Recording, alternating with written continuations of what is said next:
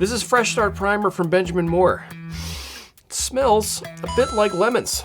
Is that the main reason it's my new favorite primer to work with? Yes, it is. However, it also has many other useful applications. Let's talk about it, shall we? Yo, what's cracking, folks? Jeremy Vassar here. So I've been a professional painter for over 20 years now, and I've used quite a few products over the years, and very rarely do I get surprised by a product. Generally, if I do, it's in a negative way, but in this case, it's actually dope, which is great. This is Benjamin Moore's Fresh Start Primer. I'm gonna give you a brief overview of it and then give you my top 5 uses for it that I've had experience with. That way you can see if it's a product you might be interested in trying out for yourself. So Benjamin Moore markets this product as a high-hiding all-purpose primer for interior and exterior use, which is true. So here are a few other things that you need to know about it. Comes in right around $45 a gallon, depending on where and when you get it. But that's kind of where it's sitting right now. It's 100% acrylic, which means it's water-based, so soap and water cleanup. And like I said before, it does actually smell really nicely. They've scented it with something. The fumes are not aggressive at all, unlike some of the other primers that are oil or shellac-based. It has a lot of solids in it, which means it's a high-build product. That just means it's very thick, so it feels more like a really high-end, thick wall paint on your brush and roller. You can also spray it if that is something that you're into. And like I mentioned before, it is for interior and exterior use. I will flash up what it says on the back of the can as far as what Benjamin Moore says it's good to use for. If you want to freeze frame on that and take a looky-loo at it, you can. But now I'm going to move over to my top 5 list of what I find it to be particularly useful for in my own experience. Number 1 is big color shifts. So if you're going from a really light wall to a really dark wall, we just did this not too long ago where there was a wall that was primed white and we were shifting it over to iron ore, which is actually the color of this door right behind me. Which is a significant shift in color. So we primed it with this primer, tinted a dark gray, and then we only had to do 2 top coats of our finish paint. Turned out awesome.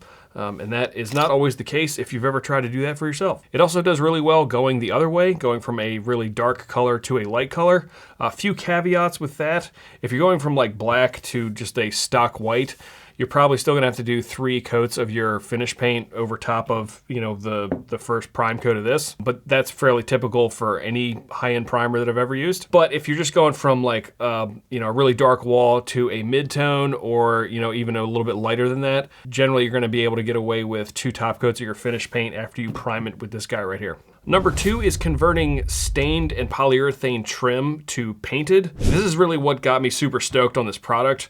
We had a job come up not too long ago where we were gonna be painting handrails, and they were stained and polyed from the original build of the house. Getting a good bond with a trim paint on that can be a little bit tricky, even with the hybrids. I called one of my resident paint wizards. He's like, yeah, you should use Fresh Start, and then we paired that with Advance from Benjamin Moore, and it worked out wonderfully. We just scuff sanded the handrails with 150 grit sandpaper, and then we did a coat of this. It was also tinted gray because we were painting them black, and it worked out wonderfully. We only had to do 2 top coats of the Advance, and it looked awesome. It's holding up great, and if you don't get a good bond on polyed trim, you'll know that you did or you didn't.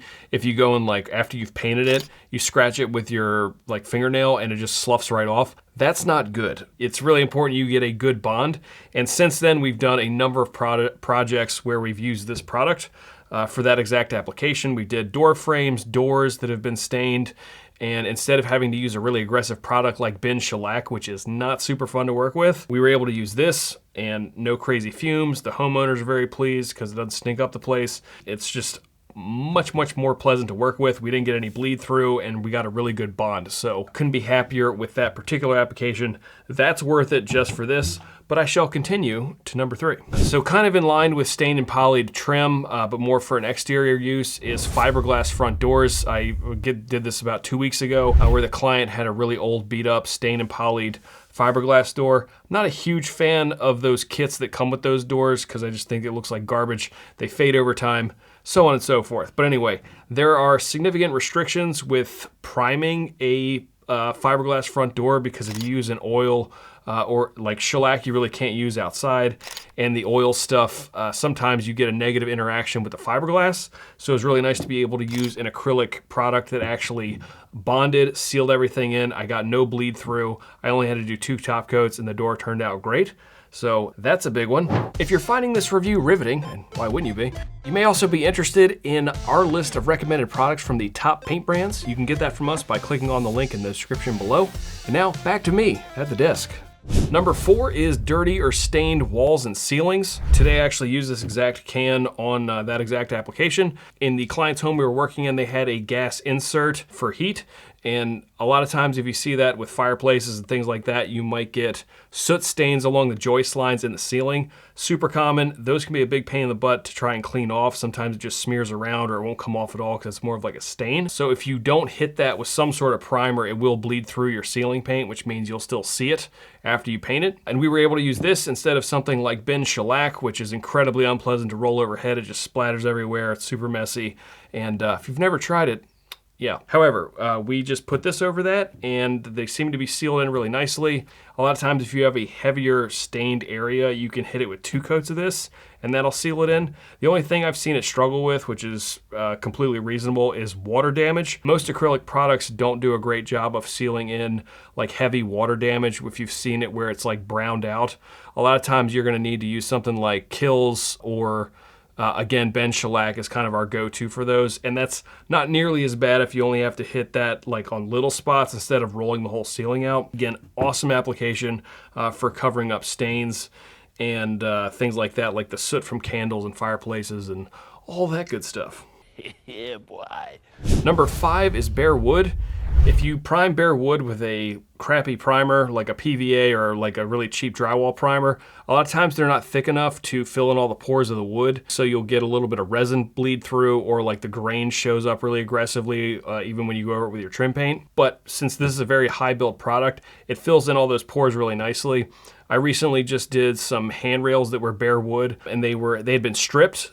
So I sealed it all in with a fresh start, went over it with my top coats, turned out awesome. I've had similar experience with other bare wood. I even did a handrail where it had been stained but not polyed, and it sealed in the stain really well. I got no bleed through on my top coats of finish paint, which is really what I'm looking for. Speaking of handrails, if you're interested in this product and want to see it a little bit more in action, you can check out this video right over here where I convert some bare wood handrails to primed and then painted. Until next time, y'all take it easy, work smart, and have a good one. Peace.